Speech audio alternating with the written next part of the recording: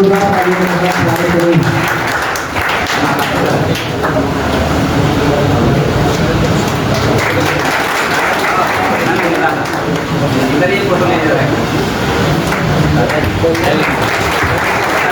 आपकी तालियों में हम जम नहीं है, कृपया करके एक बार जोरदार ताली बजाकर माननीय जिला अध्यक्ष हमारे गुजरिया का सम्मान करें। और साथियों हमारे बीच में आज हमारे बीच उपस्थित है उधम सिंह नगर के जिला अध्यक्ष आदरणीय बड़े भाई सत्येंद्र कुमार जी, इनका बहुत बहुत स्वागत है, धन्यवाद कीजिए तालियों के साथ, जोरदार तालियों के साथ। और भी हमारे बीच उपस्थित है जिला प्रभारी उधम सिंह नगर के धर्मेंद्र कुमार जी, इनका भी बहुत बहुत स्वागत, धन्यवाद, जोरदार तालियों के साथ होना चाहिए। और हमारे बीच है उधम सिंह नगर के जिला अध्यक्ष धर्मेंद्र कुमार जी, इनका भी स्वागत और जोरदार तालियों का करना चाहिए। और हमारे बीच आए हुए दूर दूर क्षेत्र से और आसपास के क्षेत्रों से और हमारे मीडिया प्रभारी बंधु, और इनका भी स्वागत और धन्यवाद करता हूँ, इनका भी जोरदार तालियों से स्वागत होना चाहिए। और हमारे कुछ लोग मेरा ग्राम सभा मेरा घर चाहिए है, बड़ी बुकड़ी ऊंची बकरिया और खासी बात से उनका भी स्वागत और धन्यवाद करता हूँ। आज आप लोगों को पता होगा कि भीम आर्मी कार्यकर्ता का सम्मेलन विष्णु होटल में रखा गया है। आप लोगों को पता होना चाहिए कि देश प्रदेश के अंदर अगर कोई लड़ाई लड़ती है सफिल और बढ़ चुकेगी तो भीम आर्मी और आजाद समाज पार्टी है। आप लोगों को पता होना चाहिए एकजुट होना बहुत जरूरी है। जब तक हम एकजुट नहीं होंगे तब तक कोई भी हमारा समस्या हल होने वाला नहीं है। ऐसा महीना ऐसा कोई दिन नहीं होता है कि जब मैं खाने के अंदर जाऊं और अपने माता बहनों को बात ना सुनूं, शोषण अत्याचार होता है। तो आप लोगों को पता होना चाहिए कि हमारे बीच का ही नेता जो सरकार सत्ता में बैठी है, डबल इंजन की सरकार होते हुए भी हमारी समाज की आवाज नहीं उठाई है। हमारे 85 समाज के इतने लोग हैं तो कहते हैं वो किसी मंत्री विधायक से जवाब नहीं कर पाते हैं। आप लोगों के बीच में एक ऐसा व्यक्ति जो आपका समाज में आवाज उठाने के लिए खड़ा हुआ है, उनका नाम है सत्येंद्र कुमार जी, उनका बहुत बहुत धन्यवाद करता हूँ। क्योंकि हमारे समाज में कमियां क्या है, हमारे समाज में पढ़े लिखे लोग नहीं है। क्योंकि सबको पता है कि जब पढ़े लिखे लोग नहीं रहेंगे तो वो किसी अधिकारी किसी एसडीएम किसी कलेक्टर से जवाब नहीं कर पाएंगे। क्योंकि पढ़े लिखे ही नहीं रहेंगे, उनका अधिकारी नहीं पता होगा। सबसे पहले बाबा साहब ने 3 बातें कही, शिक्षित बनिए, संगठित बनिए और संघर्ष कीजिए। इसलिए हमारा समाज शिक्षित तो बन गया, संघर्ष नहीं कर दिया पर संगठित नहीं हो पाए। आप लोगों को सोचना चाहिए कि संगठन में वो ताकत है। बाबा साहब ने कहा दो रोटी कम खाइए लेकिन शिक्षा प्राप्त कीजिए। शिक्षा उससे निकाली है जो पिएगा वो दहाड़ेगा। मैं आपको इसलिए बताना चाहता हूँ कि आपके ही बीच में आपको कहीं जाने की जरूरत नहीं है। कोई भी समस्या कोई भी उपयोग होने में तो आप आदरणीय बड़े सत्येंद्र जी के पास पहुंचिए। इनके हर क्षेत्र में भीम आर्मी का कार्यकर्ता एक सच्चा सिपाही है। इनको हमको पता होगा कि भीम आर्मी का बंदा और झंडा दोनों मजबूत है। तो मैं कहना चाह रहा हूँ क्योंकि मैं एक बंदा हूँ जो कठिना क्षेत्र में इस भीम आर्मी का संघर्ष जोड़ने का काम कर रहा हूँ। इसलिए कह रहा हूँ कि हमारा समाज जागे और जब तक न जागे जब तक मेरी आखिरी सांसें चलती रहेगी। इसलिए मैं आपके बीच संघर्ष करता रहूंगा। कोई भी समस्या है आप बेझिझक खड़ा होकर कह सकते हैं।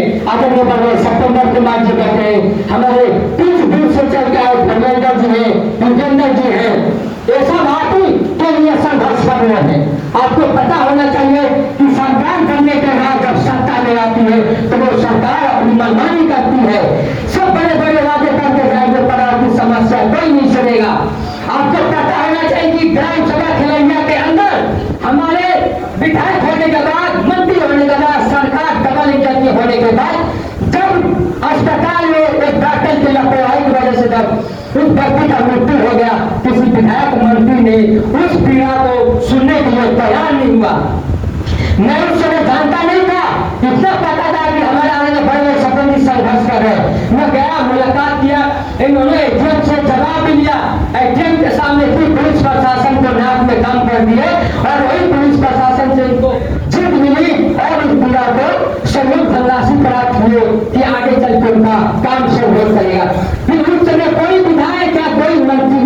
आपको सोचना पड़ेगा। अगर आपको अगर कोई है देश प्रदेश के अंदर अगर कोई जज्बाती से किसी के सामने अगर भूमिका टकरा सकता है तो फिर आदमी के लोग हैं। आपको पता होना चाहिए। आपको मैं इसलिए जागरूक करना चाहता हूँ, अपनी लड़ाई हमें खुद लड़नी पड़ेगी। हमें किसी सहारे की जरूरत नहीं है, हमें किसी सहारे की मोहताज है।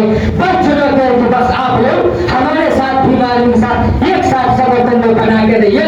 हम आप एक कदम चलिए, हम 10 कदम आपके साथ चलेंगे। आप ये मत सोचिए कोई पुलिस का शासन हमें आपको डंडा मारने का काम करता है। अगर हम शासन में नहीं रहता है तो आप भी उतने ही हकदार है कि जितना हम।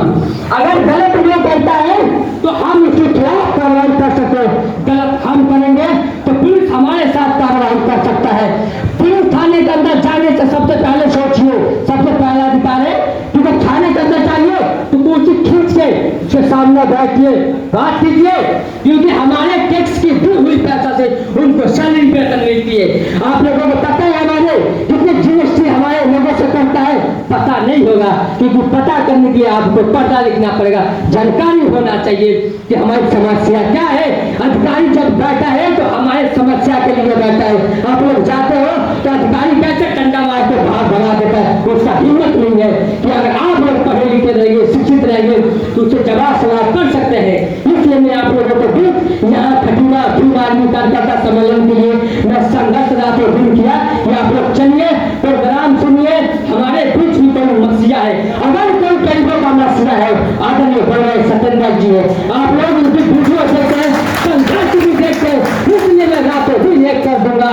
इसलिए इनकी बातों को सुनिए गंभीरता रूप से। आप सबसे पहला अगर यहाँ से कार्यक्रम को खत्म किया जाएगा, संपन्न किया जाएगा, आप एक एक आदमी अपने ग्राम सभा से एक एक आदमी को जोड़िए, संगठन बनाने का काम कीजिए।